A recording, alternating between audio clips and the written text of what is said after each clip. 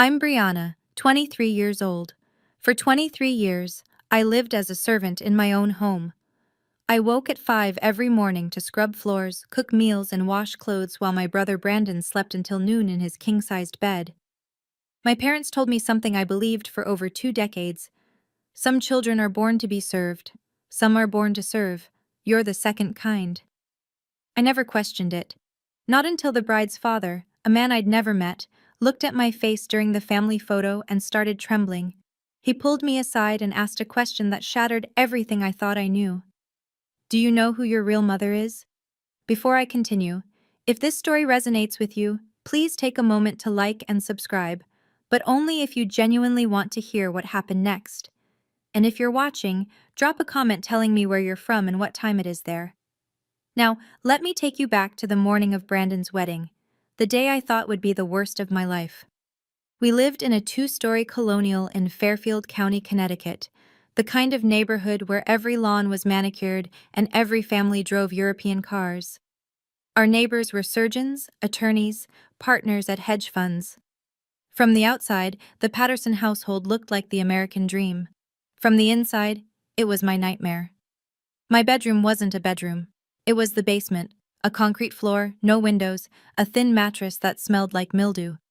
The furnace hummed 3 feet from my head. In winter, it was the only warmth I had. In summer, it was suffocating. Every morning at 5, my alarm would ring. By 5:15, I'd be upstairs in the kitchen, scrubbing the granite countertops, preheating the Viking stove, pulling eggs and bacon from the Sub-Zero refrigerator. The kitchen island was Italian marble, Calicotta, Donna once bragged to her book club. I knew every vein in that stone because I polished it daily. Gerald would come down around 7, his Wall Street Journal tucked under his arm, his Tag Heuer glinting on his wrist. He'd settle into his leather armchair in the breakfast nook, never once looking at me. "Is it done?" he'd ask without lifting his eyes from the headlines.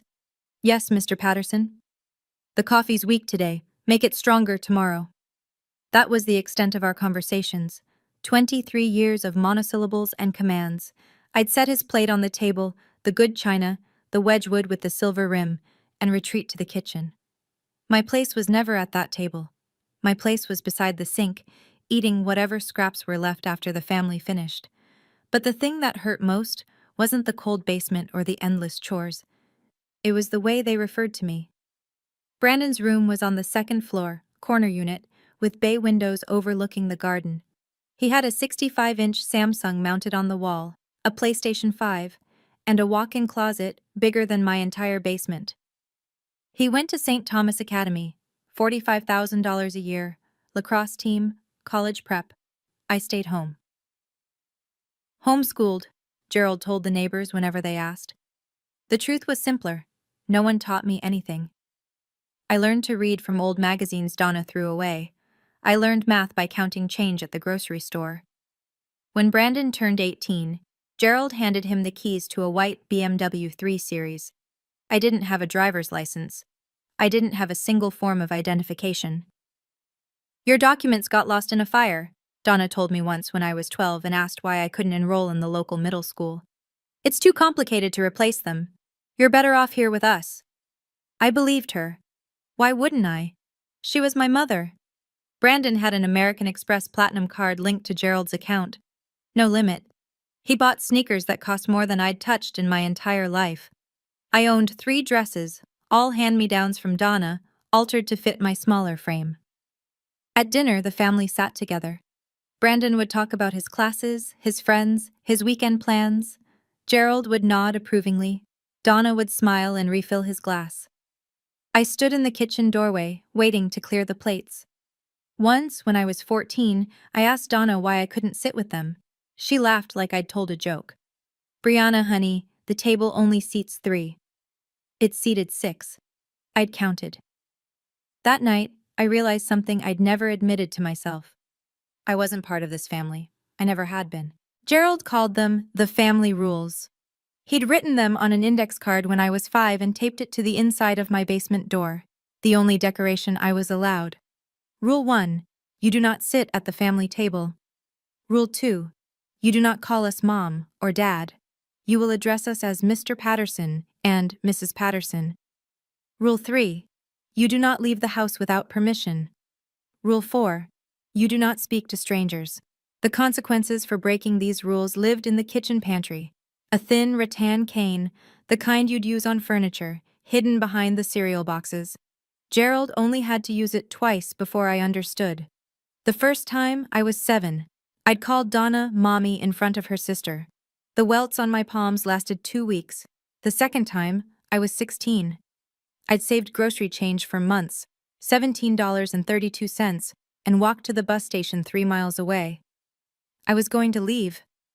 I was going to find someone who could help me. The police brought me back within 2 hours. She doesn't have any ID, they told Gerald at the door. No identification whatsoever. Is she yours? Gerald smiled, the warm, concerned smile of a loving father. She's our daughter. Troubled girl, mental health issues. Thank you so much for bringing her home, officers. They left. Gerald locked the door. I spent 3 days in the basement without food. When he finally let me out, he leaned close and whispered, "Without papers, you don't exist. And if you don't exist, no one will ever believe you. No one will ever help you. Do you understand?" I understood. For 7 more years, I never tried to leave again. Brandon wasn't cruel the way Gerald was cruel. He didn't hit me. He didn't lock me in basements or starve me for days. He simply didn't see me. To Brandon, I was furniture, functional, forgettable, there when needed. "Brianna, coffee. Brianna, my room's messy. Brianna, I need the car washed before my date." When his friends came over, he'd introduce me with a wave of his hand. "That's our housekeeper." Not sister, not family. Housekeeper. No one ever questioned it. I looked nothing like the Pattersons. They all had brown eyes and sandy hair. My eyes were green, almost emerald in certain light, and my hair was dark chestnut. I'd asked about it once, years ago. Donna slapped me and told me to stop asking stupid questions. At 26, Brandon was handsome, confident, and employed at one of the biggest real estate firms in Connecticut. He hadn't earned the job. His fiancé's father had arranged it. Victoria Whitmore, blonde, poised, daughter of Richard Whitmore, CEO of Whitmore Properties, worth $47 million. Brandon had proposed to her 3 months ago at Pear Se in Manhattan, with a 2-carat diamond ring he'd charged to Gerald's card. The Pattersons were ecstatic. This marriage wasn't just love, it was a ladder. I overheard Gerald talking to Donna the night of the engagement. "This is it. This is how we get into their circle. Richard Whitmore could change everything for us." They didn't know that Richard Whitmore would change everything, all right. Just not the way they expected. The woman Brandon was marrying would become instrumental in destroying the life the Pattersons had built. Not because of her, because of her father. I was 15 when I finally asked the question I'd been holding inside for years. Donna was in the living room, flipping through a Pottery Barn catalog, marking pages with Post-its. I'd just finished mopping the floors and my hands were raw from the bleach. "Mrs. Patterson?" She didn't look up. "What? Why am I different from Brandon?" The catalog lowered. Her eyes, cold, flat, the color of dishwater, met mine. "Different how? Why does he get to go to school? Why does he sit at the table? Why do I have to?" "Because." She cut me off, her voice sharp as broken glass. "Some children are born to be loved. Some children are born to help others. You're the second kind, Brianna. That's your purpose. That's your fate." She returned to her catalog. The conversation was over. I went back to the basement that night and stared at my reflection in the small, cracked mirror above the utility sink, the only mirror I was allowed. My eyes were nothing like theirs. My face was nothing like theirs. But I didn't question it anymore. Donna was right, I told myself. Some people are born to serve. I was one of them. Fighting it would only bring more pain. For 8 more years I believed that. I woke at 5, I scrubbed and cooked and cleaned, and I told myself this was my life. This was what I deserved. Then came Brandon's wedding. And the man who looked at my face and saw someone else entirely. I didn't know it yet, but in 24 hours every lie I'd been told would begin to unravel. The wedding announcement came 6 months before the ceremony. Brandon and Victoria would marry at the Ritz-Carlton in White Plains, 200 guests, a live orchestra, a 5-tier cake from a bakery in Manhattan. Total cost, $200,000, generously covered by Richard Whitmore. Gerald practically floated through the house for weeks. "This is the biggest day of our lives," he kept saying.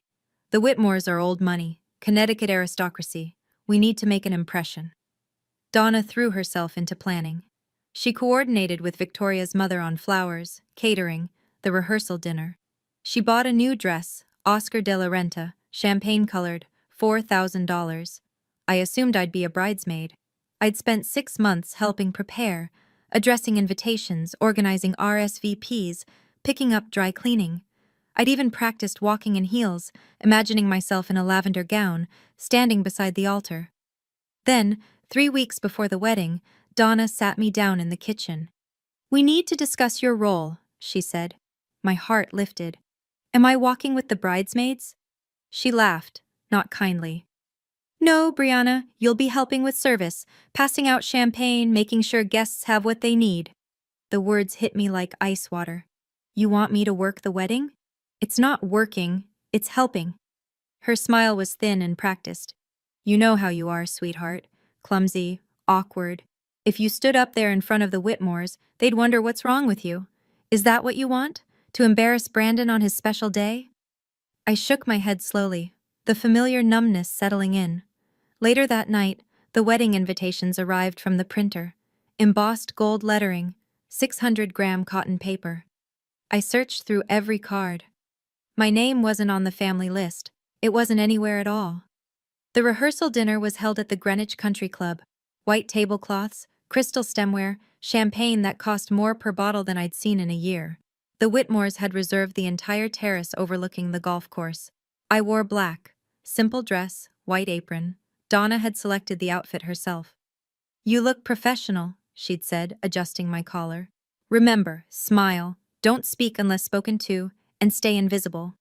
I carried a silver tray of champagne flutes through the crowd. Whitmore cousins, business associates, old money families whose names I recognized from the society pages Donna left lying around. No one looked at me. I was part of the scenery. Until Victoria noticed. She approached me near the bar, her blonde hair swept into an elegant updo, her engagement ring catching the sunset light. "You're Brandon's sister, right? Brianna?" I nearly dropped my tray. "Yes, ma'am." "Why aren't you sitting with the family?" Before I could answer, Donna materialized at my elbow, her laugh high and bright. "Brianna prefers to help out. She's shy, always has been, happier in the background." She patted my arm with the affection of a woman posing for cameras. Victoria's brow creased, but she nodded politely and drifted back to her fiancé. I resumed my rounds. That's when I noticed him, Richard Whitmore, Victoria's father, standing near the railing with a glass of scotch, watching me, not glancing. Watching. His face had gone pale, his jaw tight. He approached slowly. "Excuse me, what's your name?" "Brianna, sir." "Brianna." He said it like he was testing the sound. Do you happen to know who your birth mother is?" The question made no sense. "I'm sorry?" He stared at me for a long moment, then excused himself abruptly and walked toward the parking lot, phone already pressed to his ear. Donna watched him go, her smile frozen, her knuckles white around her champagne glass. The night before the wedding, I sat alone in my basement. Upstairs I could hear laughter, Donna toasting with her sisters, Brandon's college friends clinking bottles in the living room. The house thrummed with celebration. Down here, there was only the hum of the furnace and the drip of a leaky pipe. I held the black uniform I'd wear tomorrow, pressing out the wrinkles with my hands since I wasn't allowed to use the iron after 9 p.m. Beside me lay the white apron, starched and spotless. On my lap was a photograph, the only one I had of myself with the family. I was 5 in the picture, standing at the edge of the frame while Gerald, Donna, and toddler Brandon posed together by the Christmas tree. They were touching. I was alone. In 23 years of living in this house, I didn't have a single photo where I stood beside my parents. Not one. Why? The question had whispered to me my whole life, but I'd always pushed it down. Asking led to pain. Curiosity led to punishment. But tonight, in the darkness, the question wouldn't stay buried. Why didn't I look like them? Why did they treat me like a stranger? Why had they kept me hidden for so long? I thought about Richard Whitmore's face at the rehearsal dinner. the way he'd gone pale, the tremor in his voice when he asked about my mother. He'd looked at me like he knew me, like he'd been looking for me, but that was ridiculous. No one had ever looked for me, no one had ever wanted me. Tomorrow I would serve champagne at my brother's wedding, while my family pretended I didn't exist. Then life would go on, exactly as it always had. At least, that's what I believed. I had no idea what was coming. I woke at 4 a.m. on the morning of Brandon's wedding. The house was silent. I crept upstairs and started breakfast. Eggs Benedict, fresh squeezed orange juice, the spread Gerald expected before any major event. By 6, I had the dining room set with the good china. Then I moved to the guest room where Victoria's wedding dress hung in its garment bag. Vera Wang. $12,000. Hand-beaded bodice with a cathedral train. Donna had insisted on storing it at our house, claiming our closets had better humidity control than the Whitmore estate. The real reason, I suspected, was so she could show it to her friends. I steamed the fabric carefully, terrified of leaving a single crease. My hands trembled. If I damaged this dress, I didn't want to imagine what Gerald would do. Footsteps behind me. Donna appeared in the doorway, wrapped in a La Perla silk robe, her hair in rollers. "Don't touch the beading," she said. "That's imported crystal, worth more than you." "Yes, Mrs. Patterson." She watched me work, arms crossed. "When we arrive at the hotel, you'll enter through the service entrance. Don't let anyone see you going in." "Yes, Mrs. Patterson." "And don't embarrass us." Her voice dropped, sharp and cold. "This is the most important day of Brandon's life. If you do anything to ruin it, I will make you regret it." Gerald's voice boomed from downstairs. "Brianna, where's my coffee?" Donna smirked and left. I stood there, holding the steamer, staring at the wedding dress I wasn't allowed to touch, and the life I wasn't allowed to live. Something shifted inside me, small but irreversible. This would be the last time. I didn't know how, I didn't know when, but I was done. Enough. The Ritz-Carlton Grand Ballroom looked like something from a fairy tale. Crystal chandeliers dripped from 30-foot ceilings. White roses cascaded from every surface: the altar, the centerpieces, the sweeping archways. 200 gilded chairs faced a platform where Brandon would soon stand and promise forever to a woman whose family fortune could buy our entire neighborhood. I entered through the loading dock. The catering manager handed me a silver tray and pointed toward the ballroom. "Champagne service. Keep moving, keep smiling, don't engage in conversation." I nodded and took my position. Guests streamed in. Women in designer gowns, men in bespoke suits, diamonds glittering under the chandeliers.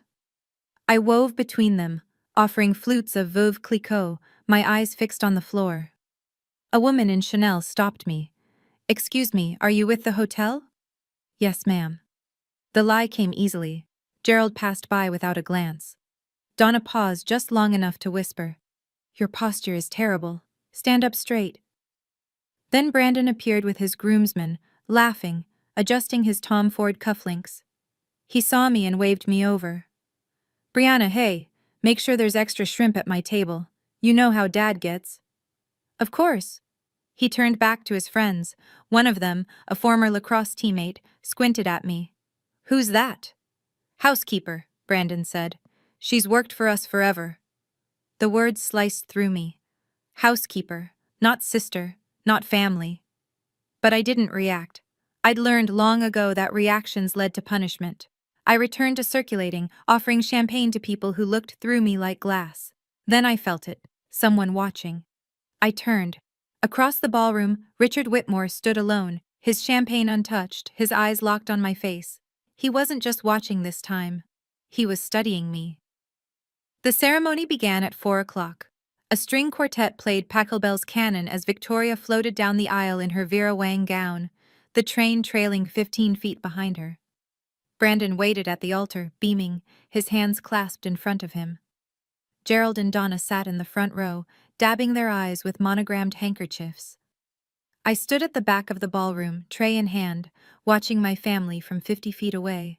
The officiant spoke about love, commitment, the sacred bond of marriage. Brandon's voice cracked when he said his vows.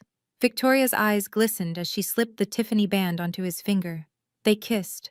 The room erupted in applause, and I stood there, invisible, holding champagne I wasn't allowed to drink. For a moment, I let myself imagine a different life.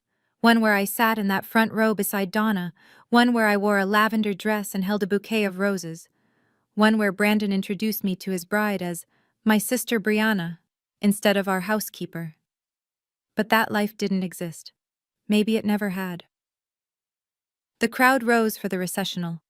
Brandon and Victoria swept down the aisle, arm in arm, showered with rose petals. As they passed, Donna caught my eye. Her expression wasn't warm. It wasn't proud. It was a warning. Don't forget your place. I lowered my gaze. Somewhere in the crowd, I felt that watching presence again. Richard Whitmore, standing near the back, hadn't clapped once. He hadn't taken his eyes off me for the entire ceremony. I didn't understand why, but a strange feeling crept through my chest, something I hadn't felt in years. Hope. And I didn't know what to do with it. If you've made it this far, I think you understand why I'm telling this story. You might know what it feels like to stand inside your own family and still be treated like an outsider. To serve people who refuse to acknowledge you exist. Let me ask you something. Have you ever had to serve someone who wouldn't even admit you were part of their family? If you have, I want to hear about it. Drop a comment. Let me know I'm not alone. And if this story is hitting close to home, please like and subscribe. Because what happened next changed everything I thought I knew about myself. I'll be right back. The reception began with champagne toasts and a 12-piece jazz band. I worked the Whitmore family table, refilling water glasses, clearing appetizer plates. Victoria's mother smiled politely at me. Her aunts and uncles chatted amongst themselves about summer homes in the Hamptons. Richard Whitmore sat at the head of the table, barely touching his food. Every time I approached, I felt his gaze.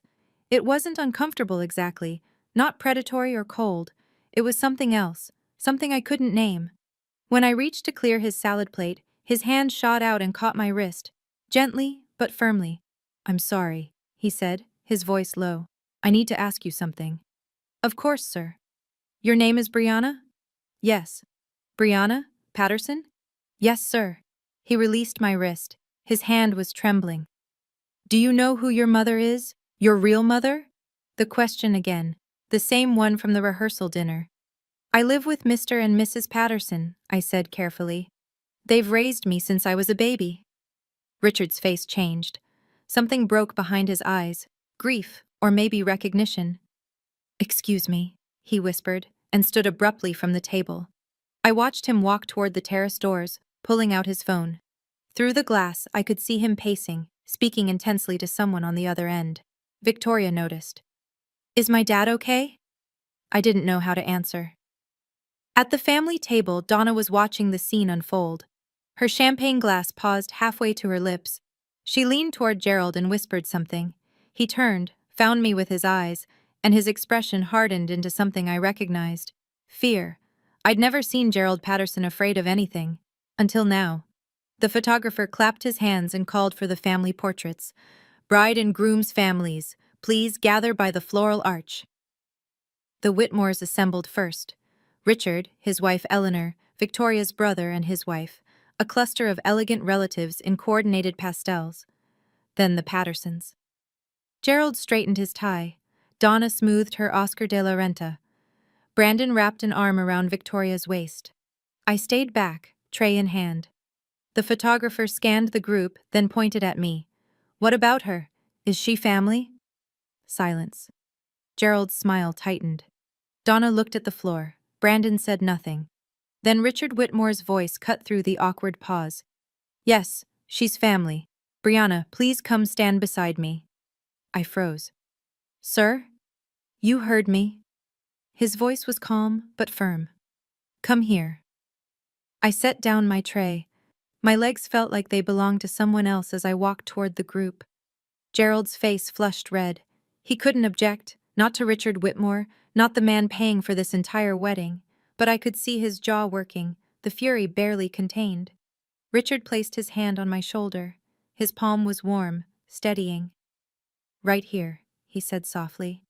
"This is where you belong." The photographer adjusted his lens. Everyone ready? Big smiles. The flash fired. Richard kept me close as the photographer showed him the preview on the camera's screen. I watched his face as he zoomed in on the image, specifically on me. His eyes went wet. Those eyes, he murmured, almost to himself. That chin. My God. He pulled out his phone again and walked away, dialing. I heard only fragments. It's her, I'm certain. Get the file, the FBI cold case from 2003, and prepare a DNA kit, tonight. My heart stopped. What had he just said? The moment the photographer moved on, Gerald's hand clamped around my arm. Outside, now. He pulled me through a service corridor, past the kitchen, into a narrow hallway where crates of champagne were stacked against the wall. The noise of the reception faded to a distant hum. What did you tell him? Gerald's face was inches from mine, his breath hot with whiskey. Nothing. I swear I didn't. Don't lie to me. His grip tightened until I winced. Why was Whitmore asking about your mother? I don't know. He just asked, and I said I lived with you. Gerald shoved me against the wall. The crates rattled. Listen to me carefully. His voice dropped to a hiss. If you say anything, to anyone about our family, I will throw you out on the street. No money, no clothes, nothing. You'll be homeless within a week. Do you understand? Donna appeared at the end of the hallway, her heels clicking against the concrete. What's happening? Whitmore keeps asking questions about her. Gerald jerked his head toward me. Something's wrong. Donna's eyes narrowed. She approached slowly, her champagne-colored gown swishing against the floor. Brianna. Her voice was ice. After the reception, you're staying to clean. You don't speak to anyone, and whatever Mr. Whitmore wants to discuss, you tell him nothing. We are your family. We saved you. Without us, you'd be dead in a gutter somewhere. She smiled, that practiced public smile. Now get back to work, and if you embarrass us again, I promise you'll regret it. They left me there, shaking, alone among the champagne crates. Gerald's words echoed in my head. Without papers, you don't exist. But Richard Whitmore thought I did exist. He thought I was someone. The question was, who? I returned to the reception floor in a daze. The jazz band had started, and couples swayed on the dance floor, Brandon and Victoria in the center, their foreheads touching, the picture of newlywed bliss. Gerald and Donna sat at the family table, laughing with guests, performing their roles as devoted parents. I picked up my tray and resumed circulating, but my hands wouldn't stop trembling. Gerald was right. Without documents, without proof of identity, I was no one. If I tried to leave, I'd be picked up by police within days, a vagrant with no name, no history, no one to claim her. This was my life. It always had been. It always would be. I drifted toward the ballroom's edge, toward the exit. Maybe I could just slip away, disappear into the night, walk until my legs gave out and let whatever happened next happen. What difference did it make? No one would miss me. No one would even notice I was gone. Brianna. I turned. Richard Whitmore stood behind me, his face etched with something I didn't recognize. Concern? Grief? May I speak with you privately? Just for a moment. I glanced toward the family table. Donna was watching us, her smile frozen. I don't think I should, please. His voice cracked. It's important. I've been looking for someone for a very long time. He reached into his jacket pocket and pulled out a photograph. It was old, faded, soft at the edges, like it had been handled countless times over many years. A young woman holding an infant, dark chestnut hair, green eyes exactly like mine. Do you recognize anyone in this picture? Richard asked quietly. My throat closed. I don't know who that is. But something deep inside me stirred, something that felt like remembering. Richard led me to the terrace overlooking the hotel gardens. The night air was cool. Inside, the reception continued. Clinking glasses, bursts of laughter, the band launching into a Sinatra standard. Out here, there was only the distant hum of traffic and the hammering of my own heart. Richard held the photograph toward me again. In the soft light from the ballroom, I could see it more clearly now. The woman was young, mid-20s maybe, with a tired but radiant smile. The baby in her arms was wrapped in a pink blanket, eyes closed, impossibly small. This is my sister Margaret, Richard said. And the baby is her daughter, Brianna Ashford Whitmore. I stared at him. I don't understand. 23 years ago, Margaret's baby was taken from Stanford Hospital, kidnapped from the nursery in the middle of the night. His voice wavered. My sister spent 5 years looking for her.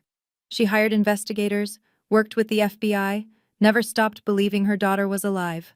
He swallowed hard. She died when the baby would have been 5. Heart failure, but the doctors said it was grief. She simply gave up. I'm so sorry. My voice came out as a whisper. But I don't see what this has to do with me. Richard turned to face me fully. Brianna. The baby's name was Brianna. She had green eyes, rare in our family, but Margaret had them too. He gestured toward my face. That nose, that chin, the shape of your mouth, it's identical. I took a step back. Mr. Whitmore, I think you're confused. I've been searching for 23 years. Tears streamed down his cheeks. And when I saw you at the rehearsal dinner, I knew. He reached into his other pocket and withdrew a small plastic container. Please, let me take a DNA sample. If I'm wrong, I'll never bother you again. But if I'm right, he steadied himself. If I'm right, then the people in that ballroom are not your family. They're the people who stole you. The words hung in the air like smoke. Stole you. For 23 years, I'd been told I was worthless. Born to serve. Lucky to have a roof over my head. And now this man, this stranger, was telling me I might have been stolen. That the people who raised me might be criminals. That I might have a family who actually wanted me. It was too much. Too impossible. I can't, I said, backing away. I can't do this. Brianna, please. Richard's voice was gentle but urgent. I have a lab on standby. ABB certified, the gold standard for DNA testing. Results in 72 hours. Even if the test matches, if it matches, you're Margaret's daughter. You're my niece. He swallowed. And you're the legal heir to the trust she established before she died. I stopped. What trust? Margaret never gave up hope that her daughter would be found. She set up a trust fund in your name, in Brianna Ashford Whitmore's name, to be released if you were ever recovered. It's been growing for 23 years. How much? Richard met my eyes. $12 million? The terrace tilted beneath me. But this isn't about money, he said quickly. It's about the truth. It's about justice. And it's about giving my sister peace, finally knowing what happened to her child.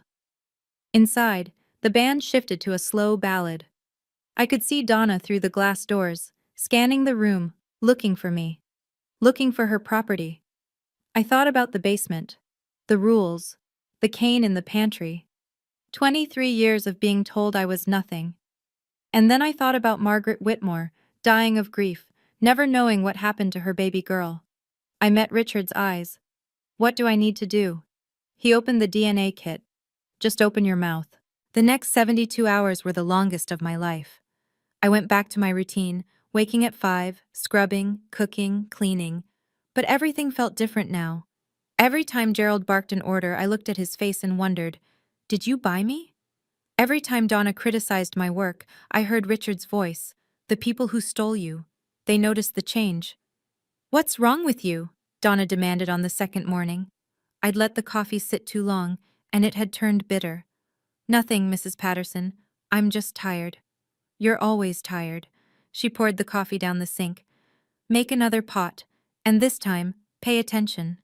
I made another pot. I washed the dishes. I folded the laundry. But in my pocket, I carried the slip of paper Richard had given me, his personal cell phone number, written in blue ink. Brandon and Victoria had left for their honeymoon in Bali. The house felt quieter without him, but no less oppressive. On the third night, I lay awake in the basement, staring at the concrete ceiling, counting the hours. Then my phone buzzed. The old Nokia, the only device I owned, purchased with saved grocery change, glowed with a text message from an unknown number. Results are in. Can you meet tomorrow? 10 a.m. Cafe on Main Street. R.W. My heart stopped, then started again, racing. I typed back, I'll be there. The next morning, I told Donna I needed to buy cleaning supplies. She barely looked up from her magazine. "Be back by noon. I have guests coming for lunch." "Yes, Mrs. Patterson." I walked out the door and kept walking.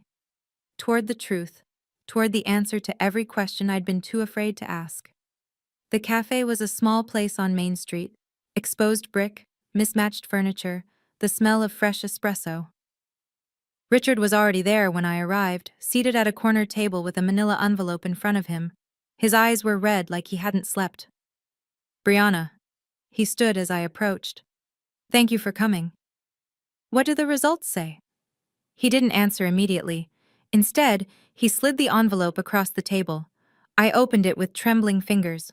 The document inside was covered in numbers and technical language, alleles, loci, probability calculations, but one section was highlighted in yellow: combined paternity index, 99.97%. Conclusion: the tested individual, Brianna Patterson, is the biological daughter of Margaret Eleanor Whitmore, deceased. I read it 3 times, 4 times. The words didn't change. "You're my niece," Richard said softly. "You're Margaret's daughter. You're Brianna Ashford Whitmore." The room tilted. I gripped the edge of the table.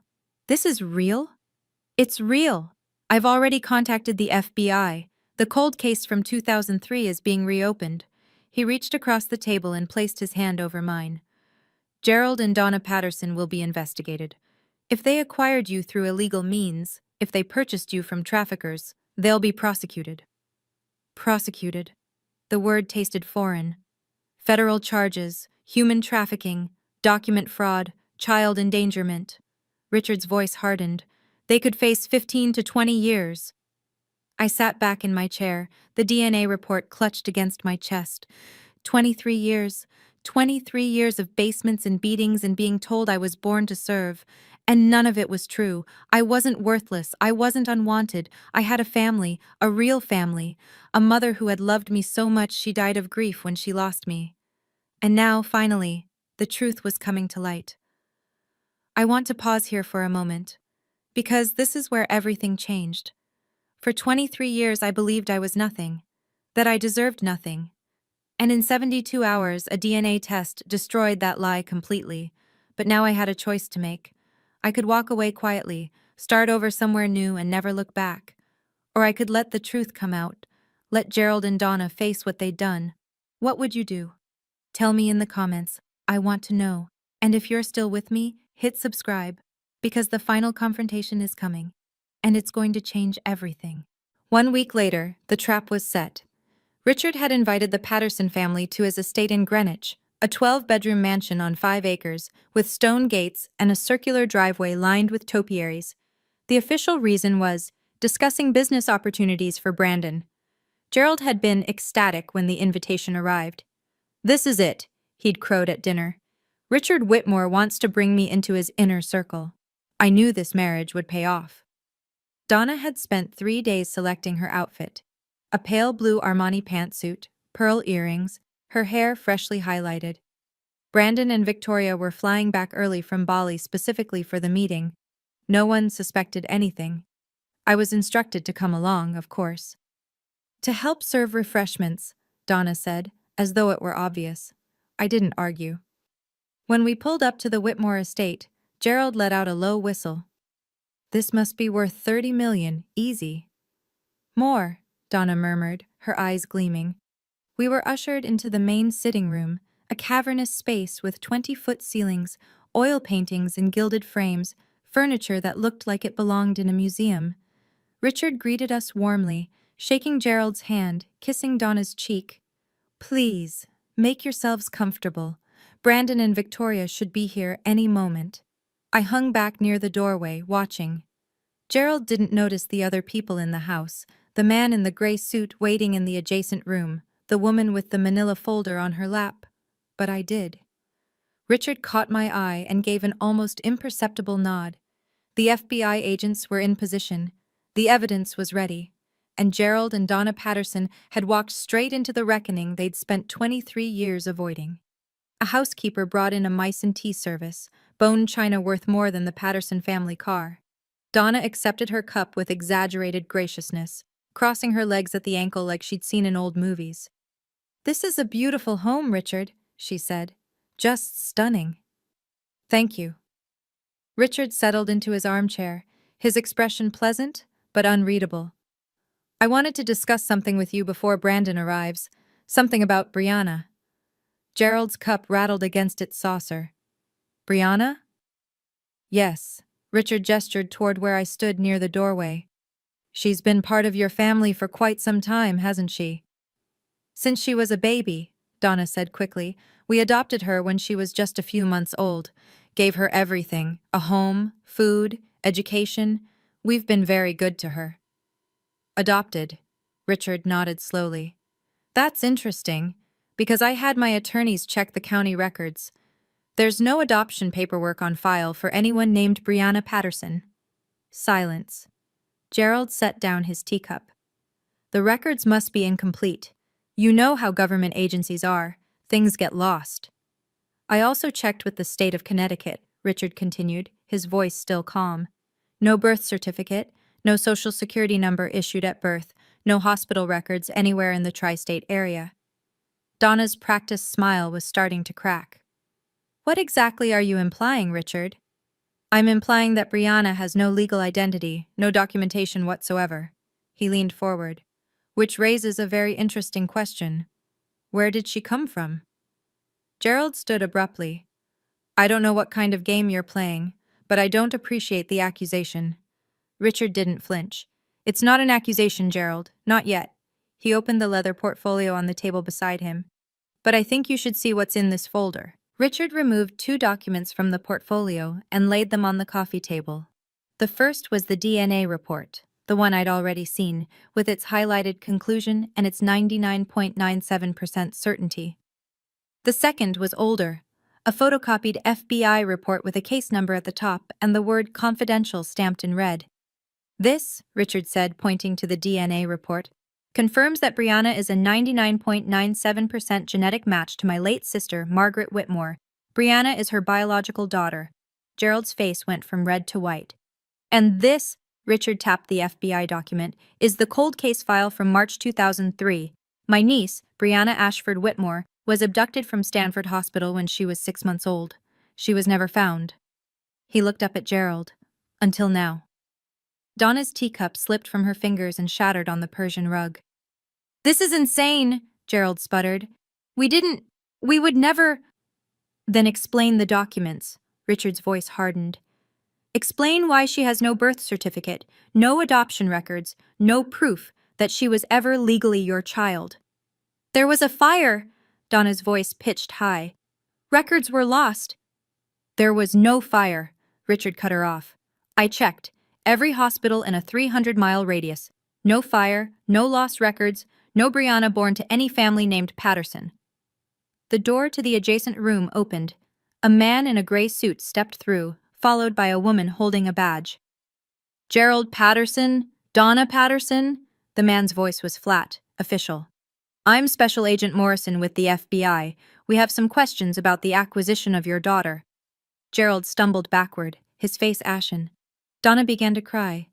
And I stood there, watching the walls finally close in on the people who had called themselves my parents.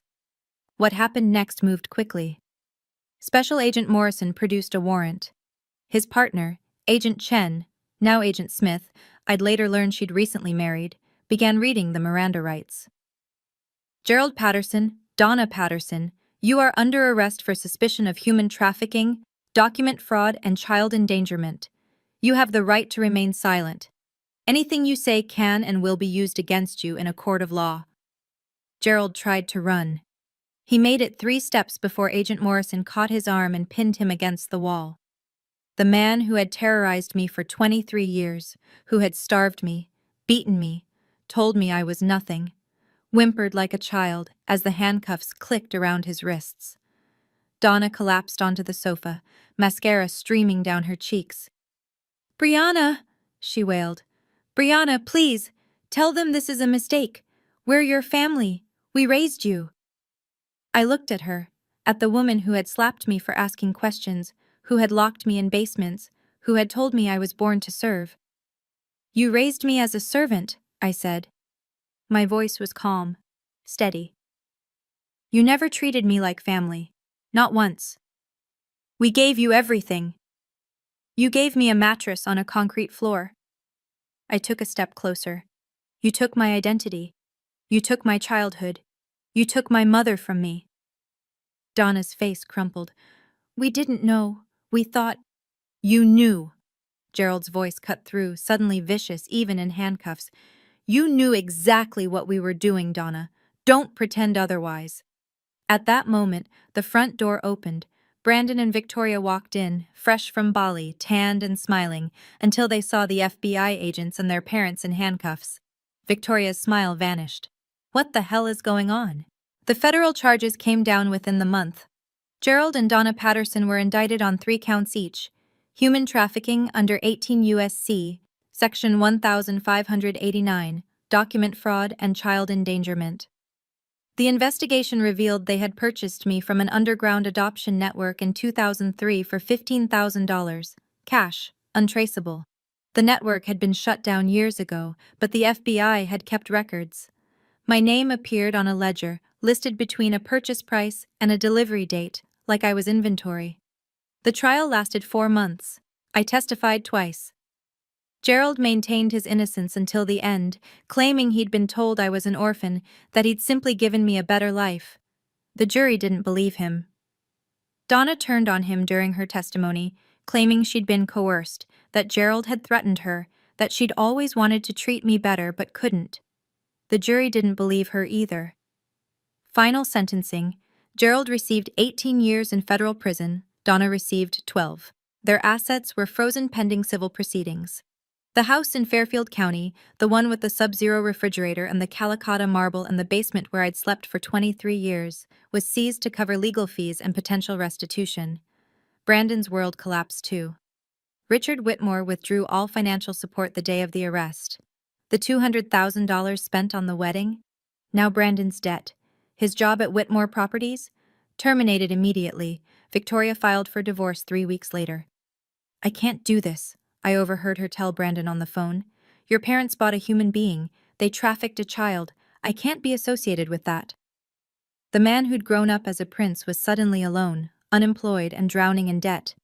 And me? For the first time in my life, I was free. Brandon called me 6 months after the sentencing. I almost didn't answer. The name on the screen, Brandon Patterson, still triggered something cold in my chest, even now. But curiosity won. Hello? Brianna. His voice was thin, unfamiliar, not the confident golden boy I'd grown up serving. Someone hollowed out. I need to talk to you. About what? I'm in trouble. He laughed bitterly. That's an understatement. The apartment's gone. The car's gone. Victoria's lawyer is asking for damages because of the emotional distress of being associated with my family. I can't get a job anywhere. Everyone's seen the news. I waited. I was wondering if maybe you could help me out. Just a loan. Just until I get back on my feet. There it was. 23 years of being treated like furniture, and now he needed something from me. Brandon, I said slowly, in all the years we lived in the same house, did you ever help me? Silence. Did you ever stand up for me when Gerald hit me? Did you ever ask why I slept in the basement? Did you ever once treat me like a sister? I didn't know. You knew. My voice stayed level. You just didn't care. I was convenient. I made your life easier. And now that I'm not there to serve you anymore, you have no idea how to survive. Brianna, please. I'm not going to help you, Brandon. Not because I hate you, but because you need to learn something you never learned growing up. I paused. Actions have consequences, and so does silence. I hung up. My hand was shaking, but my heart was steady. For the first time in my life, I had set a boundary, and I intended to keep it. The inheritance came through 3 months after the trial ended. Richard's lawyers had worked tirelessly to verify my identity and activate the trust Margaret had established in 2003. The process required court orders, FBI confirmation, and stacks of paperwork. But eventually, the final document arrived. Beneficiary: Brianna Ashford Whitmore Trust. Value: $12,847,329.80. $1.16. Status: active. I read the number 7 times before it felt real. Richard drove me to the bank himself on the day the funds were released. We sat in a private office on the top floor, surrounded by mahogany furniture and oil paintings, while a banker explained investment options and tax implications. $12 million, more money than the Pattersons would see in 10 lifetimes. But it wasn't the money that changed me. It was the name. Brianna Ashford Whitmore. My real name.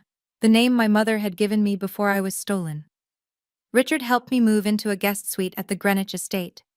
I had my own room, with windows overlooking a rose garden, a king-sized bed with Egyptian cotton sheets, and a bathroom bigger than my old basement. The first night, I couldn't sleep. I just walked around touching the walls, running my fingers across the curtains, reminding myself this was real.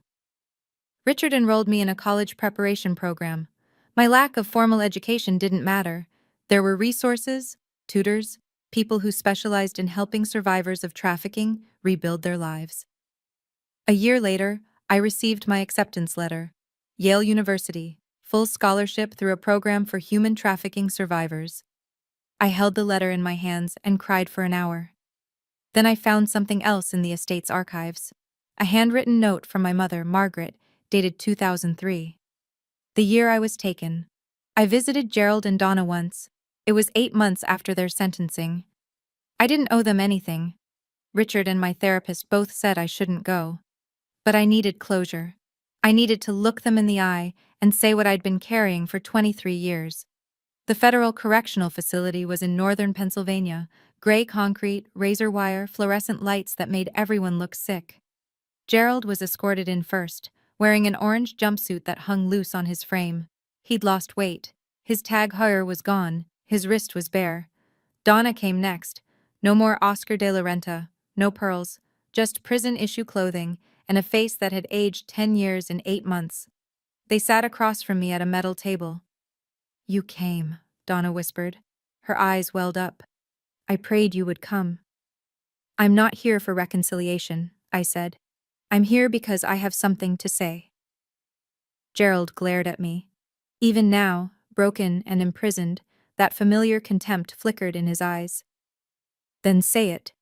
I met his gaze. "For 23 years, you made me believe I was worthless, that I was born to serve, that I should be grateful for scraps." I kept my voice steady. "But you were wrong. I wasn't born to serve. I was stolen, and you knew it."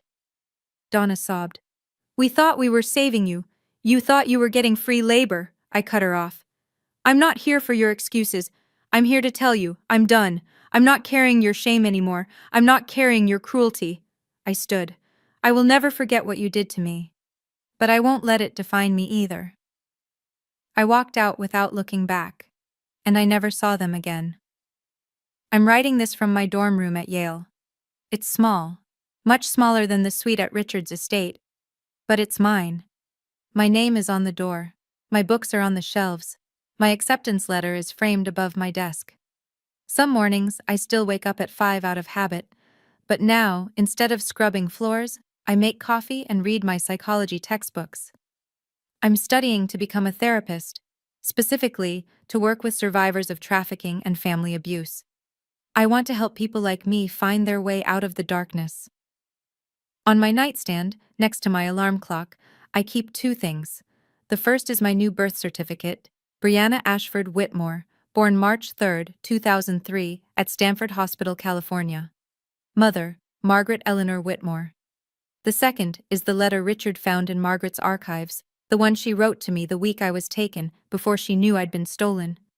"My darling Brianna, if you're reading this one day, I want you to know that you were the greatest gift I ever received. From the moment you were born, I knew you were meant for extraordinary things. No matter what happens, no matter where life takes you, remember, you are loved, you are wanted, you are enough." I read it every morning. 23 years, I believed I was nothing, that I was born to serve, that I didn't deserve a seat at the table. Now I know the truth. I was born to be loved.